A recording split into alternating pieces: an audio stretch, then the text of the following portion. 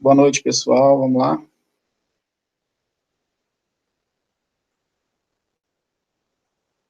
Boa noite, professor.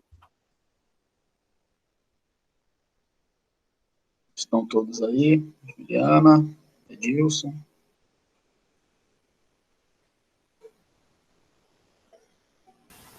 Oi, professor, boa noite. Boa noite. Então, vamos lá. Primeiramente, quem foi que entrou aqui com FECOM Contabilidade? Quem é? Acho que é o Antônio, professor. É o Antônio? Deve ser. Acho que esse é o escritório que ele trabalha lá. Seguinte, pessoal. Passei uma atividade para vocês fazerem, entregarem até hoje, né? Estava olhando aqui, somente três pessoas enviou a atividade. É isso mesmo? De 30, somente 3. O que houve? Por que não fizeram a atividade? Só o Jonas, a Karina e o Djan.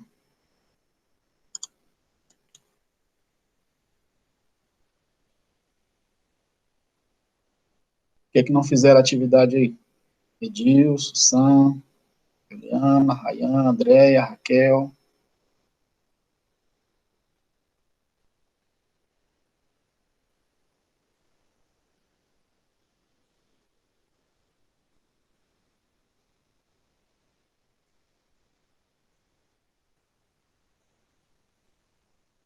Cadê vocês, pessoal? Vamos lá.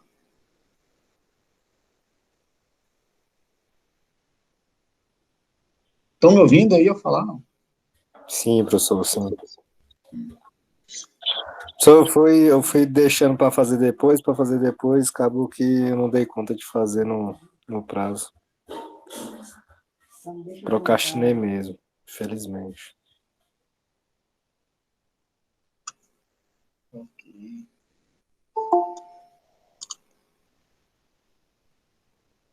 Então, vamos lá.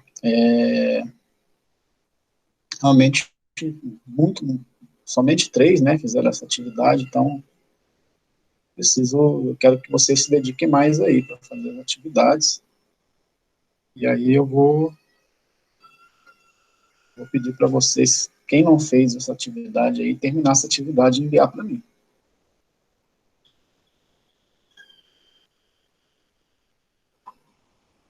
Beleza, professor. Até hoje à noite? Então, é isso que eu quero ver aqui com vocês, porque é uma atividade importante aí, né, pessoal? Então, não é um simples exercício, não. É um estudo de casa. É importante que vocês façam essa atividade. Ela tem um peso aí na nossa disciplina aí, importante aí. Certo? A gente discutiu na aula passada, né? Passamos um bom tempo discutindo ela. E vocês ajudaram na discussão aí, fazendo as ponderações. E aí, confesso que eu me senti um pouco frustrado em ver que somente 3 pessoas tinham enviado. Então, eu quero que vocês terminem aí a atividade, aí vocês tiveram a semana toda para fazer essa atividade, né? Então, eu vou dar mais um prazo aí para vocês fecharem isso até hoje aí. Vou falar aqui sobre os slides de hoje, né, que eu passei, e logo em seguida eu vou abrir para vocês terminarem essa atividade. Eu quero que vocês enviem essa atividade ainda hoje. Quem não fez a atividade, quem encaminha essa atividade aí.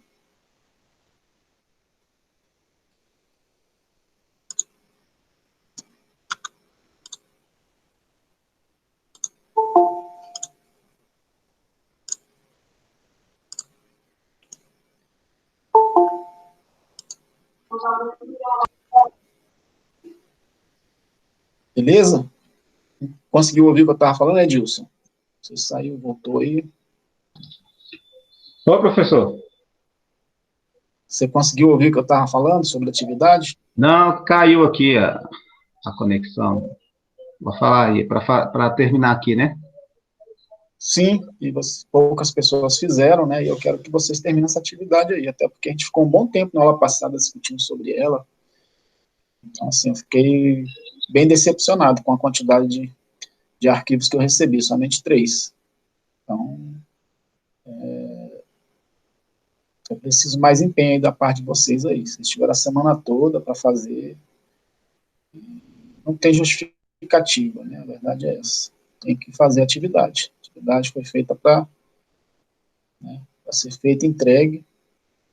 E aí eu vou falar aqui sobre os slides de hoje e vou pedir para vocês terminarem essa atividade, me encaminharem. Eu considero essa atividade muito importante, né, para a gente. Beleza? É um estudo de caso e eu acho que eu preciso que vocês realmente se empenhem aí para terminar essa atividade aí, para ser importante para Beleza, vocês. professor. Tá Bom? ok, vou ver aqui. Ok. Então, beleza. Vamos falar aqui sobre o teste de auditoria. Dando prosseguimento aí, avançando um pouco mais. Para o auditor chegar ao seu objetivo final de auditoria, que é de formar uma opinião, né? Nós já vimos isso aí, que o objetivo de uma auditoria é emitir uma opinião, certo? De forma imparcial, necessita utilizar procedimentos adequados. Esses devem proporcionar a reunião de evidências materiais e necessárias à formação de sua opinião, certo? Também já vimos aí essa questão de evidências, né? As suas características. Procedimentos de auditoria são divididos em testes de observância, que também é conhecido por controle ou aderência, e testes substantivos. Então, nós temos, basicamente falando, 2 tipos de testes aí, né? Teste de observância e testes substantivos, sendo que o teste de observância pode ser também tratado como teste de controle ou teste de aderência. Os testes substantivos, por sua vez, dividem-se em testes de detalhes, que são de classes, de transações, de saldo de contas, de divulgações, e procedimentos analíticos substantivos. Os testes de observância são abordados em diversas literaturas como teste de aderência ou teste de controle, né? Como eu falei anteriormente, a resolução 1214 de 2009 do Conselho Federal de Contabilidade descreve que o teste de controle é o procedimento de auditoria planejado para avaliar a efetividade operacional dos controles na prevenção ou detecção e correção das distorções relevantes no nível de informações, de afirmações. Professor, Oi, não está transmitindo tela aí? o quê? Você tá Sim. Realmente não tinha compartilhado ainda. Vamos voltar aqui. Aí, valeu.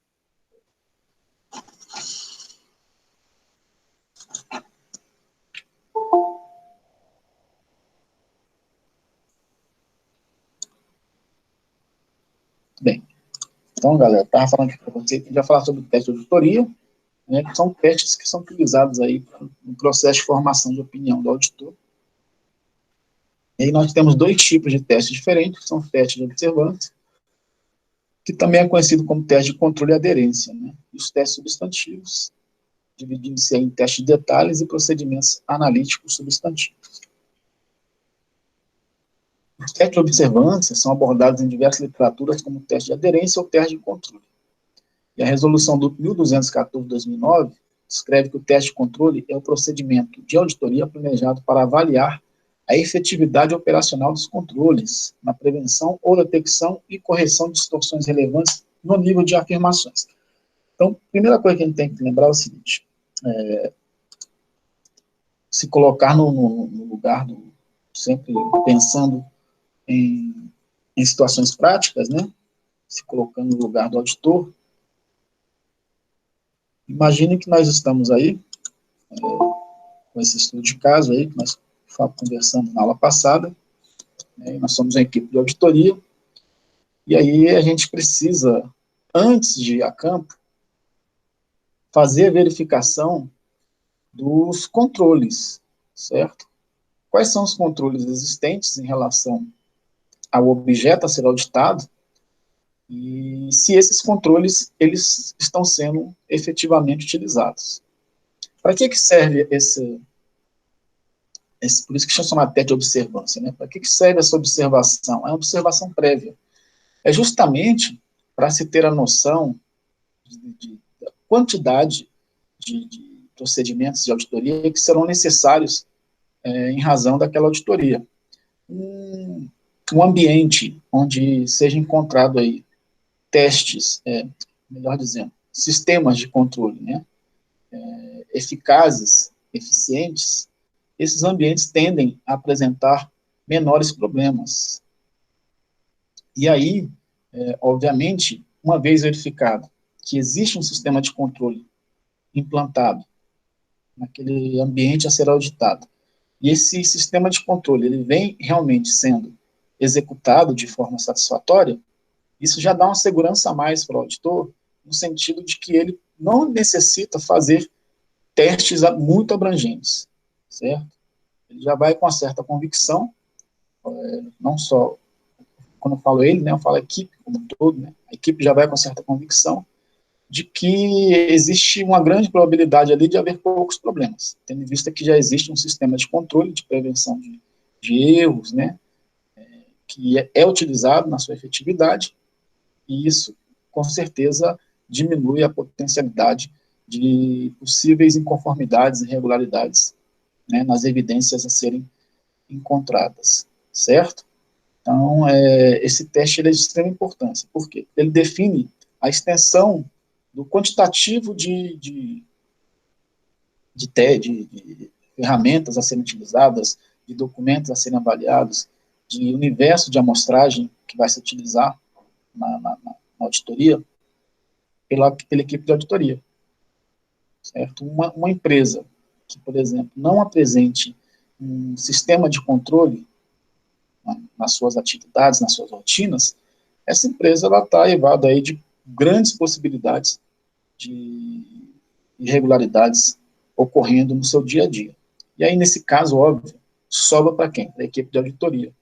Por quê? Porque quanto maior a quantidade de problemas a serem verificados, maior o tempo de dedicação, maior período de a quantidade de amostragem, aí, no caso, dos dados a serem observados, e isso acaba demandando muito mais trabalho para a equipe de auditoria, certo?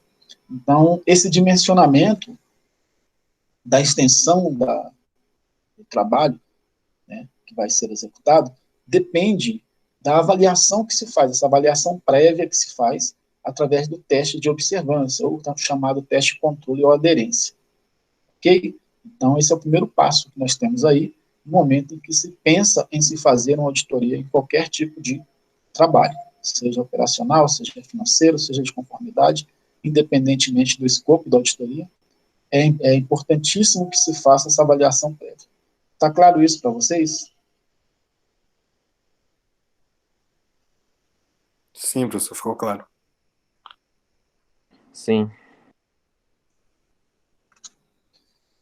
Bem, então os testes de observância são aqueles empregados pelo auditor a fim de determinar se os procedimentos internos determinados pela empresa estão sendo cumpridos pelos seus colaboradores, certo?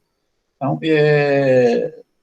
nós fizemos aí uma análise daquele estudo de caso, né, nós conversamos, fizemos uma análise prévia naquela conversa da aula passada, e não sei se vocês lembram lá, que houve um momento em que uma parte da equipe, né, 2 auditores se dirigiu ao local para fazer a verificação de como era feita, como que acontecia essa rotina de trabalho ali dentro da empresa, certo? Da empresa de turismo que foi contratada lá. Então, isso é um teste de observância, certo? E foi, obviamente, utilizada aí a técnica de inspeção em loco, certo? Inspeção em loco combinada com entrevista, ok? Mas está dentro aí dessa fase aí de teste de observância. Destina-se, em um primeiro momento, a constatar a credibilidade dos procedimentos de controle da empresa e não necessariamente em relação aos registros corretos das operações, né? Então, quais são os mecanismos existentes de controle, se eles existem e se eles estão sendo observados. Temos ainda que se constituem um conjunto de procedimentos de auditoria destinados a confirmar se as funções críticas de controle interno, das quais o auditor dependerá nas fases subsequentes da auditoria, estão sendo efetivamente executadas, certo? Então, foi aquilo que a gente falou, é o início de todo o processo, certo? Depois que se tem aí a ideia, a noção da existência ou não desses controles, certo? É atribuída aí uma nota, né, feita de ação, e com base nisso é que se determina a quantidade de trabalho a ser feito ali, em cima daquele objeto de auditoria. A aplicação desses testes requer discrição do auditor, e normalmente é aplicado sem que os envolvidos do processo auditado percebam, pois caso isso fosse notado, certamente tentariam fazer o correto, pelo menos na frente do auditor, certo? Então, vocês devem lembrar, nós conversamos na aula passada, que eu até comentei, uma coisa importante naquela situação de verificação das rotinas, era que eles não soubessem do dia e do momento dessa visita, certo? Entre aspas, dessa observação, certo? Por quê? Porque se fosse avisado com antecedência, o que eles fariam? Com certeza eles trocariam todo o processo, os funcionários seriam orientados a tomarem as decisões corretas, a passar as informações conforme o que o contrato determinava, certo? Que era fazer justamente aquelas compras com base naquilo que foi determinado nas cláusulas. E aí cairia por terra totalmente o objetivo, que seria a verificação real da rotina, certo? Como é que essa rotina estaria acontecendo.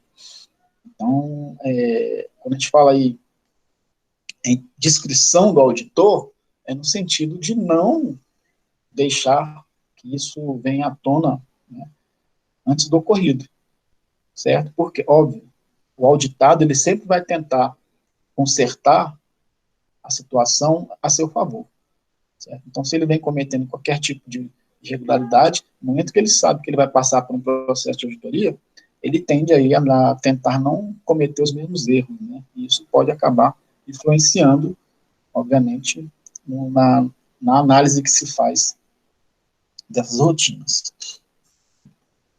Já os testes substantivos é empregado pelo auditor quando ele deseja obter provas suficientes e convincentes sobre as transações, que lhe proporcionem fundamentação para a sua opinião e acerca de determinados fatos, né? Então, quem poderia citar para a gente aí um momento ali daquele estudo de caso que foi passado para vocês, onde foi aplicado um teste substantivo?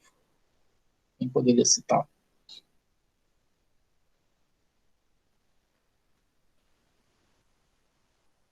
Quem lembra aí?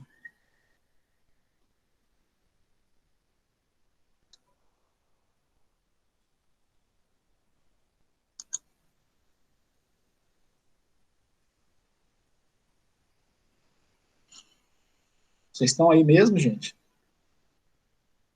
Estamos aqui. Tô achando que vocês estão assistindo novela aí. Nem de novela eu gosto. Galerinha, é o seguinte, estão lembrados que após a visita lá, né, o teste de observância, o que os auditores fizeram? Eles separaram uma quantidade de documentos e analisaram aqueles documentos, que eram o quê? Os bilhetes de passagem, certo? A forma como esses bilhetes foram, né, emitidos, as requisições, isso são testes substantivos. São testes substantivos, certo? Então, a decisão de verificar 80% acho que foi isso, né, 80% dos bilhetes dos últimos 2 meses, isso é uma amostragem, certo? E a amostragem, de certa forma, substancial. Obviamente que você tem que dimensionar aí também o tempo que você tem, né, para que você consiga realmente cumprir com aquilo que foi planejado. Então, no momento que se planeja ali, que vai ser feita a verificação de quase 100%, quase 100% dos bilhetes dos últimos 2 meses que foram emitidos, obviamente que isso tem a ver com a situação encontrada previamente, que foi o teste de observância, onde verificou-se que as emissões da passagem estavam em total descumprimento com aquilo que estava estabelecido no contrato. certo? Isso obriga o auditor a aumentar o seu universo de amostragem. Se tivesse feito o teste de observância e verificado lá que tudo estava correndo direitinho, que todo mundo estava bem orientado, né, cumprindo com os protocolos, o auditor, obviamente, a equipe de auditoria, obviamente, não ia planejar executar uma amostragem tão grande dentro desse processo de auditoria, certo? Por quê? Porque já sair com uma certa segurança de que o controle interno ele estava acontecendo. E, uma vez acontecendo o controle interno, obviamente que a possibilidade das coisas andarem corretamente são muito maiores, né? Então, eliminam a possibilidade aí de situações incorretas em uma grande parte do processo. Então, é isso que tem que ser mensurado. Tá? Os dois testes, eles estão, de certa forma, ligados um ao outro, né? Os testes substantivos, a quantidade de testes substantivos a serem aplicados, dependem também muito, estão ligados de forma direta, ao que se foi avaliado no teste de observância. Está claro isso para vocês? Sim. Sim, professor.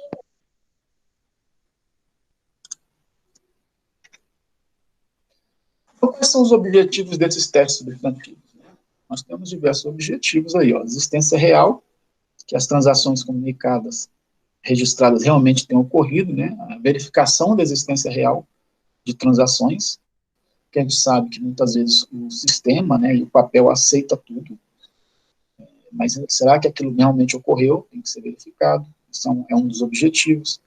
A integridade, verificar a existência, ou melhor, verificar a inexistência de transações não registradas ou demonstradas, né?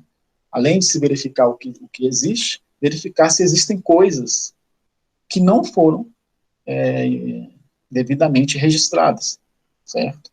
Então, é verificar se o processo de controle, de registro, está devidamente abrangendo todas as informações, não deixando nada de fora. A avaliação e aferição, a verificação de que os itens que compõem determinada transação e registro tenham sido avaliados e aferidos corretamente, certo? Então, a gente viu aí, por exemplo, que eu pedi para vocês, que vocês no trabalho da aula passada, né, que era para ter sido finalizado hoje por todos, que infelizmente não foi ainda, que vocês fizessem, por exemplo, a aferição dos valores que deveriam ter sido, digamos assim,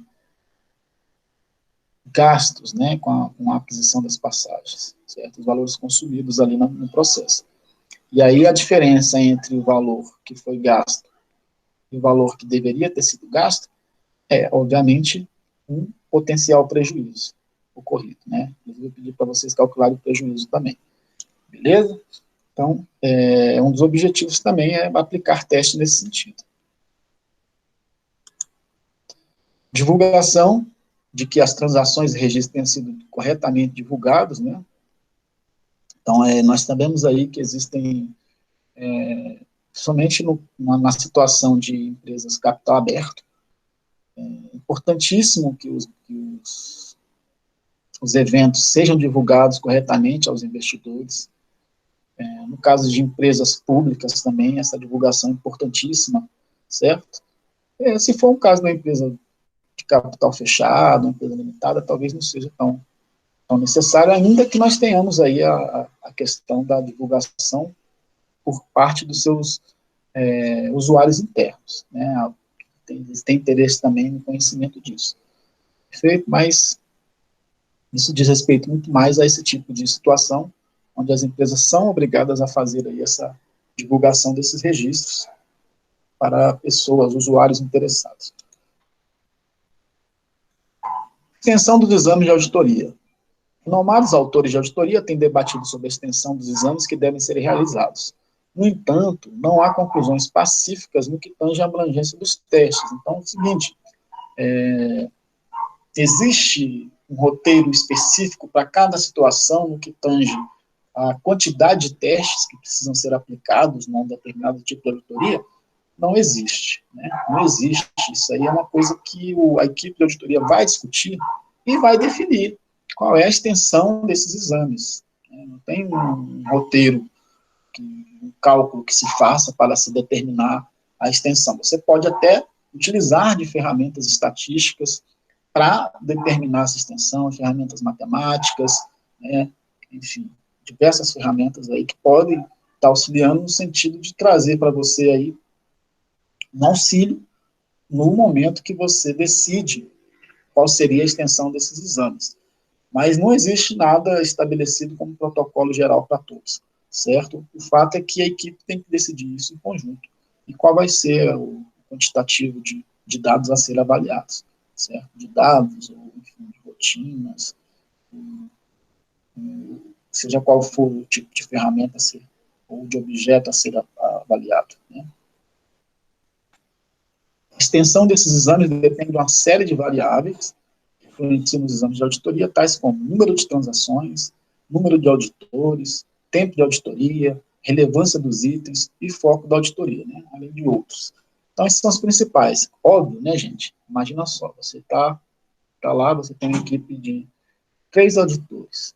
E aí você está com um objeto de auditoria para verificar, por exemplo, uma determinada situação que gerou ali uma quantidade de transações em um período aí de, sei lá, de um ano, né? E durante um ano essas transações aí ocorrem de uma forma muito acelerada, então, enfim, você tem que fazer essa mensuração, você olhar para a quantidade de trabalho e aquilo que é possível ser executado, né? Você tem que ter essa noção de exequidade em relação ao que você pode fazer, certo? Então não adianta você querer pegar uma enxada e capinar 3.000 metros quadrados de uma área num período de 10 minutos que você não vai conseguir, certo? Você tem que dimensionar aí quanto tempo, é igual qualquer situação que a gente tem aí de trabalho, onde nos é ofertado, né, ou nos é determinado qual é o trabalho a ser feito, a gente tem que fazer essa avaliação. Olha, esse trabalho aqui eu vou precisar de pelo menos 5 dias, eu vou precisar de pelo menos mais 2 pessoas para me ajudar. Isso ocorre no dia a dia da gente, né, na nossa atividade laboral diária, a gente está aí lidando diretamente com essas situações, né? Muitas vezes o chefe chega lá, eu quero que você faça isso, eu quero que você resolva isso para mim, isso aqui tem que ser feito, e aí você tem que dizer, até quando, né? Até que dia? O chefe quer para ontem, mas a gente tem que ser realista. Você realmente consegue fazer isso no tempo que está sendo pedido? Não, tem que ser dimensionado de uma forma racional isso aí, né? Isso aí vai depender justamente dessas variáveis, né? O volume de transações a ser avaliado, a quantidade de pessoas na equipe, né? O tempo que é dado para se fazer essa auditoria e também, obviamente, o foco da relevância, né? Dos itens que precisa ser avaliado e qual é o foco da sua auditoria, quais são os resultados que você quer ter. Tudo isso acaba influenciando na extensão desses exames de auditoria, de forma que a gente não tem como determinar aí um quantitativo X ou Y para cada tipo de auditoria. Vai depender muito do universo do objeto de auditoria, enfim, do espaço de tempo que você tem, de todas essas variáveis que foram faladas. Tá claro isso para vocês?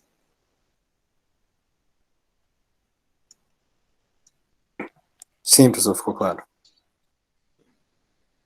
Beleza, então nós podemos ter aí alguns tipos de situações. Uma seria fazer a revisão integral. O que é a revisão integral? Esse tipo de verificação compreende o exame de todos os registros, bem como a análise de todos os controles internos de uma entidade que respaldaram determinada transação. Então, veja bem, optar por fazer uma revisão integral, né, numa auditoria, significa o seguinte: você vai ter que verificar todos os documentos, todos os registros, 100% de tudo, inclusive dos controles, certo? Isso só vai ser possível, gente, obviamente, se o objeto a ser verificado possibilitar isso, né? Se for empresa pequena, né, um departamento que não tem tantos documentos assim, que é possível ser feito isso, certo? Beleza, então isso tem que ser avaliado pela equipe, né? essa revisão integral, ela raramente vai acontecer, só em casos muito específicos, onde você realmente tem essa possibilidade, certo? Mas, geralmente, o que acontece, de fato, são análises por amostras, né, por testes, ok? Mas essa revisão integral aqui, ela acaba ocorrendo, sim, em algumas situações, mas ainda que de forma mais rara de acontecer. No caso aqui, nós temos que essa revisão, ela equivale a uma perícia, né, quanto à sua abrangência, e raramente é aplicada. O custo de uma auditoria dessa natureza tem valor elevado, considerando que a equipe de auditores estaria o tempo todo se dedicando ao exame de uma única área, certo? Então, justamente um tipo de situação que acaba tendo um custo maior, né, em termos de trabalho. Esse tipo de auditoria aplica-se mais quando há indícios de fraudes, onde aí sim deve ser examinada a totalidade das operações, buscando identificar o modus operandi de como a fraude se processa na organização, certo? Então, numa situação onde exista um forte indício de fraude, certo? E que, óbvio, os interessados na auditoria determinem que se faça essa revisão integral em razão desses indícios, aí o auditor ele vai ter que fazer, né, a avaliação do trabalho em cima de 100% do objeto a ser auditado. Já na auditoria por teste, nós chamamos de amostragem, né, compreende o exame de determinada porcentagem dos registros, dos documentos ou dos controles considerada suficiente nesse caso, né? Então, quando a gente coloca aí considerado suficiente, é no sentido de fazer uma avaliação de que essa amostragem realmente ela dê um respaldo à equipe que ela possa opinar de forma consistente, certo? Não adianta você fazer uma amostragem, um universo às vezes muito grande, você faz uma amostragem muito ínfima, muito pequena, e isso não vai refletir a realidade daquele trabalho, ou do que se entende por resultado de auditoria, certo? Então, o resultado da auditoria, ele está vinculado aí também à qualidade da amostragem, no que tange aí aos objetivos que precisam ser abordados. A profundidade dos exames é determinada pelo auditor e varia de acordo com a maior ou menor confiança que ele deposita no sistema de controle interno da empresa. Foi aquilo que nós falamos já no início ali, né, gente? Quando se faz ali a avaliação do controle interno nos testes de observância, certo? E aí sim que se vai verificar se é necessário fazer mais procedimentos de verificação ou menores procedimentos de verificação. Qual vai ser o quantitativo de dados a serem analisados? Depende muito desse controle interno aí e dessa observância que é feita antecipadamente. E, por último, nós temos aí também a chamada revisão analítica, que é quando o auditor constata a existência de alguma deficiência relevante nos controles internos, ou quando, através de teste de auditoria, ele detecta erros nos registros contábeis ou na documentação que ele se apoia. Sentindo a necessidade de aprofundamento de seus exames, ele estará aplicando os procedimentos de revisão analítica, certo? Então, a revisão analítica, ela é quase, digamos assim, ela se confunde com a revisão integral, de certa forma, né? Por quê? Porque você começa a trabalhar, você está trabalhando por amostragem, e aí você verifica uma situação que necessita de um aprofundamento, né, às vezes, de uma avaliação de 100% da documentação, certo? Mas isso aí ocorre justamente no curso da auditoria. E aí aquela auditoria, que era uma auditoria por amostragem, ela passa a ser uma revisão analítica, ou seja, ela passa a ser, entre aspas, uma revisão integral, certo? Essa revisão consiste no exame profundo e minucioso de todo o fluxo de controle interno e de exame analítico das operações de determinada natureza e de certo período do ano, nesse caso confundindo-se aí com a revisão integral. Ok? Beleza. Então, até o momento que nós temos que saber, em termos de testes, que é mais importante, seria isso aí que eu passei para você nesses slides. Beleza? Voltando aqui à questão da nossa atividade, o pessoal que chegou aí depois, né? Mais uma vez, entrou, o Djan entrou aí, Edson, eu sei que a Karina também entrou depois, Djan, Karina, já entregaram, eu acho, a atividade, mas e mais uma vez. Oi? É isso que eu ia falar, eu e a Karina a gente já enviou aí. Vocês já enviaram, e o Jonas aqui, ó, eu já vi aqui. E eu estava puxando a orelha da galera aí que não enviou o trabalho, né? Porque, gente, é preciso que vocês façam os trabalhos. É importante para vocês, certo? E aí a gente faz um estudo de caso desse aqui, que dá um certo trabalho para fazer, né? A gente discute, passa um tempão discutindo, a gente ficou na aula passada, discutindo todas as variáveis. E aí vocês não me vê o trabalho, aí vocês me quebram as pernas. Ou quebram as pernas de vocês mesmos, sei lá. Então, professor, meu caso, eu realmente não encaminhei o trabalho ou a atividade para fazer o relatório. Eu não consegui fazer, eu pesquisei, olhei as outras aulas, até olhei as aulas gravadas, eu realmente não consegui fazer. E assim, eu tomei assim porque realmente eu não consegui fazer, né? Nem por conta de ponto, dessas coisas, porque eu queria realmente ter aprendido a fazer, mas eu não consegui. Então, eu estou esperando a aula do senhor explicando passo a passo para poder até fazer o trabalho do jeito que tem que fazer, né? Porque eu não consegui fazer. Realmente, Você assistiu a aula passada, Thalita? Você estava na nossa aula passada? Sim, eu estava. Então, eu expliquei para vocês, vou explicar de novo. Aqui, eu passei aqui um modelo de relatório de auditoria para vocês. E nesse relatório de auditoria está dizendo o que é que vocês precisam fazer. É um roteiro que você precisa seguir. Então, olha só, vocês vão começar pela introdução.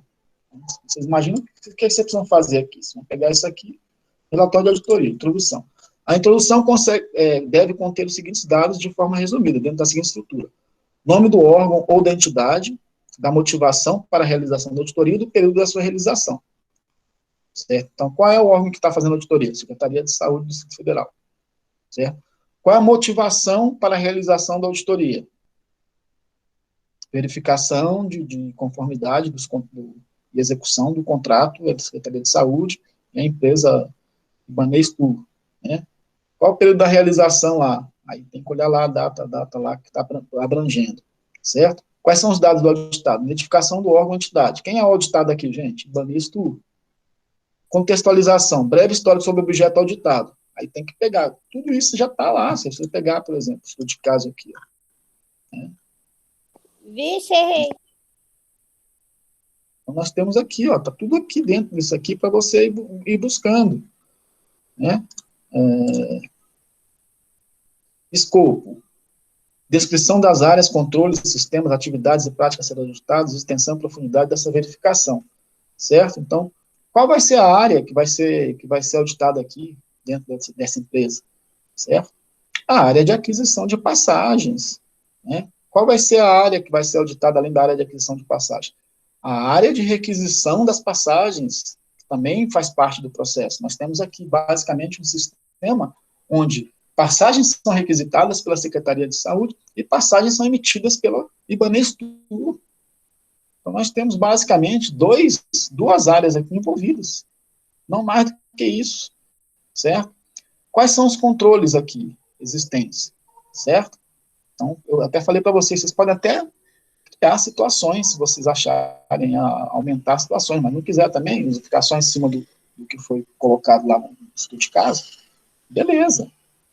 Ok? Então, qual era o controle que existia aqui nesse contrato?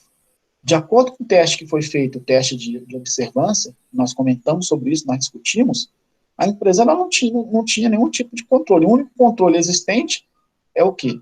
A auditoria, que ocorre de tempo em tempo. Mas não existia um controle efetivo. Tanto é verdade que a empresa estava emitindo da forma como ela achava que seria conveniente a elas, as passagens. Certo? Então, isso aí é uma falha. Certo? Então, tudo isso aqui é você seguir esse cronograma aqui, ó. Sistemas, atividades e práticas a serem auditados, né? Então, quais são os sistemas que serão auditados? O sistema de requisição de passagem, o sistema de emissão dessa requisição e o sistema de compra dessas passagens. São esses os sistemas que precisam ser auditados, certo? E quais são as práticas também, enfim. Qual vai ser a extensão e profundidade dessa verificação? Nós temos aí dentro do trabalho falando que foi verificado quanto? 80% dos documentos foram verificados. Então, isso aqui já está até dentro do próprio estudo de caso. Quais são as técnicas, metodologias e critérios e padrões adotados, né? Quais são as técnicas que vão ser adotadas aqui? Aí, dentro daquelas técnicas que eu passei para vocês, qual que vocês escolhem? Vocês podem colocar todas, se vocês quiserem, mas tem que tentar vincular a técnica com o que realmente é passível de acontecer ali, para aquele tipo de auditoria, certo? Nós vimos ali inspeção em loco, nós vimos ali a entrevista, nós temos, obviamente, a técnica de análise documental, que foi feita também em cima das passagens, certo? E podem ser adotadas outras também, que vocês julgarem necessárias aí, certo? Enfim, quais são as fontes? Aqui, ó. Fontes. Relação da legislação e demais fontes de caráter geral utilizada na realização da auditoria. Então, nós temos aí o próprio contrato, é uma fonte, né, um contrato que foi feito entre a contratada e a contratante, certo? E nós temos outras fontes que também podem ser observadas. Até citei para vocês, por se tratar de dinheiro público, certo? Nós temos aí, por exemplo, a Lei 8666, né? Enfim, vocês podem, tem a própria legislação lá da questão das milhagens, que foi colocada no trabalho, no estudo de caso. Então, eu já tenho um roteiro aqui. Eu acho que não tem motivo de vocês não terem feito esse trabalho, gente, na boa. Descrição objetiva dos fatos e circunstâncias verificadas na auditoria. Quais são as questões de auditoria, achados, evidências, causas e efeitos? Isso aqui a gente vem trabalhando desde o início, né? Evidência, causa e efeito, questões de auditoria, que já estão também lá. Certo? Esses achados que foram encontrados, até citei para vocês, se vocês quiserem criar outros achados além daqueles, poderiam, não tem problema nenhum, mas também não eram obrigados, né? Transcrição dos esclarecimentos apresentados pelo órgão ou entidade, beleza? Então, houve esclarecimento por parte do órgão ou entidade auditável, se houve, vamos colocar lá, certo? Então, esses resultados aqui têm a ver com tudo aquilo que a gente conversou na aula passada, que vocês participaram. E no final, o quê? A conclusão, que compreende o posicionamento da equipe acerca do objetivo geral da auditoria, além das críticas pertinentes, deve sempre possível mencionar constatações de irregularidade, enfim. Esse trabalho, ele tem que ter uma conclusão. É uma opinião. Se você fez lá, você teve achados, né? Você conclui pelo quê? Então, aqui no próprio roteiro já está dizendo como é que vai ser feito isso. Vai concluir pela regularidade, com ressalva, né? Não, beleza, o contrato está regular, mas nós temos algumas ressalvas a serem feitas. A ressalva é essa e essa. Ou não, esse contrato é totalmente irregular, né? Totalmente eivado de vícios, e a gente entende que esse contrato precisa ser, que esse dinheiro precisa ser devolvido, esse contrato precisa ser cancelado, enfim. Gente, está tudo aqui. Pela irregularidade, ou pela regularidade com ressalva, qual é a dificuldade de vocês fazerem esse trabalho? Tá bem explicativo mesmo, professor. Essa questão aí também, eu posso estar fazendo ela com um texto, explicando tudo que já está pedindo aqui e já ir colocando por ordem, certo? Exatamente. É pegar aquele cronogramazinho ali, aquela estrutura, e já usar ela no seu próprio trabalho. É pegando as informações que está aqui, ó, encaixando lá dentro. É basicamente você pegar o que está aqui dentro e encaixar lá dentro do seu relatório, porque tudo aqui já foi abordado. Ó.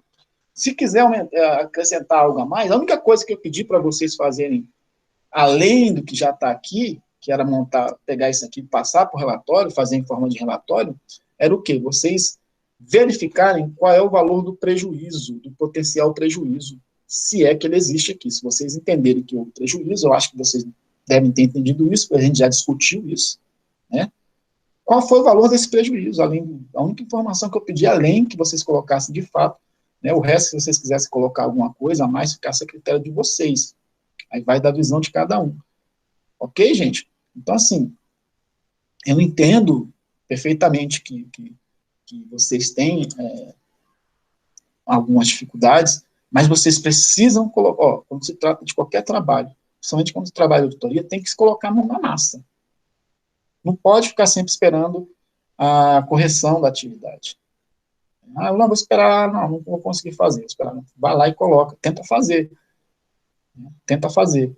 Porque sai. Se vocês pegarem e lerem com calma e começarem a fazer, vai sair, eu tenho certeza disso, vai sair. De forma que, após, eu já tinha conversado sobre isso na aula passada com vocês, tudo bem, beleza. Mas vamos lá. O que vocês acham? Dá para fazer agora, quem não fez ainda, sim ou não? Vou dar mais uma chance para vocês terminarem esse trabalho, porque 3 pessoas enviaram de 30.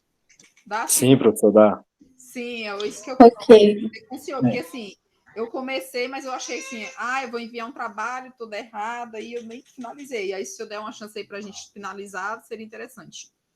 Beleza, vou dar essa chance. Eu já tinha falado aqui quando eu abri a aula hoje, né, que eu olhei lá, que eu vi só 3 trabalhos enviados, eu tomei até um susto, eu achei que, né, muito pouco. 10%, 90% não fez o trabalho.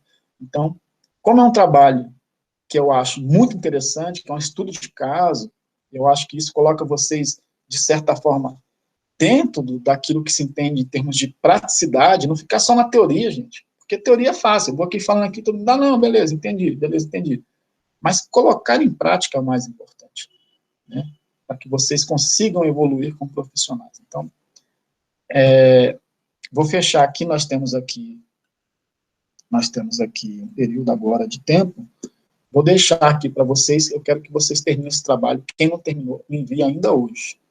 Não vou nem falar até as 22 horas, ainda hoje. Vou deixar aberto para enviar até o final, da hora que vocês quiserem enviar, mas que seja hoje. Quem não enviou. E quem não enviar, realmente vai ficar sem a pontuação. Eu considero esse trabalho aqui, que nesses 2 pontos aqui, ele tem um peso muito maior do que as outras atividades. Tá? Por isso que eu estou insistindo para vocês. Eu quero que vocês terminem esse trabalho. Porque eu acho que, diante de tudo que a gente dedicou, discutiu, né, ele é meio que uma cereja no bolo para a gente aqui nesse momento. Beleza? Estamos combinados assim, então? Beleza, professor. Combinado. Então, tá bom. Então, vou dar esse tempo aí para vocês. Agora eu vou abrir, né, para ninguém dizer, olha, não tenho tempo, eu trabalho, eu fico o dia todo, né.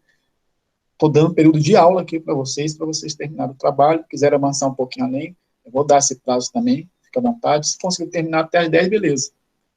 Agora depende de vocês, da efetividade de vocês, tá? Não precisa fazer nada fora do que foi explicado. É dentro do que está ali, o estudo de caso, ok? Professor, não deu tempo de eu calcular o prejuízo. Tá, beleza. Manda sem prejuízo. Aí, quando eu fizer a correção, a gente vai discutir sobre prejuízo. Deu tempo também? Ótimo. Eu vou achar excelente, né? Mas façam o que dá para fazer. Não deu tempo para fechar do jeito que eu queria. Manda do jeito que você fechou. Não interessa. Tá? Eu quero que vocês façam e que vocês enviem. Beleza?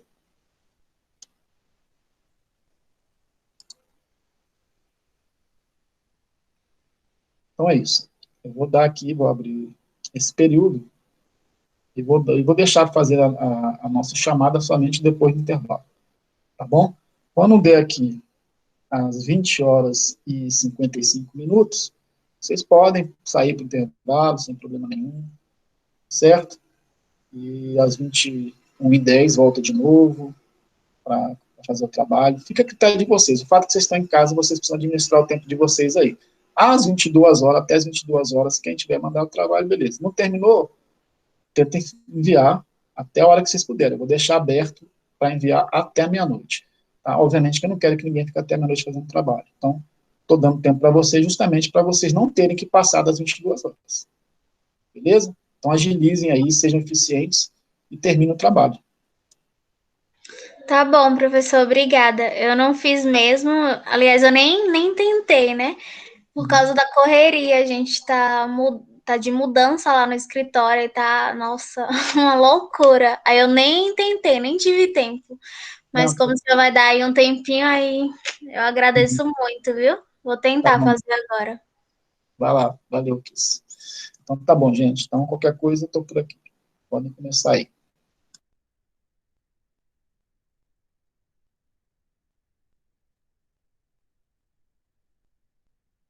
Professor. Fala, Professor. Fernando. Eu vi aqui também é aqui também um relatório de auditoria que tem aqui no Moodle. É para a gente tirar também por base nele mesmo? Utiliza esse modelo que eu acabei de falar para você. É melhor, né? Não mistura muita informação, não, senão você acaba se perdendo, né? Aqui tá bem objetivo, não precisa de sair disso aqui, tá bom? Tá, joia, então. Obrigada.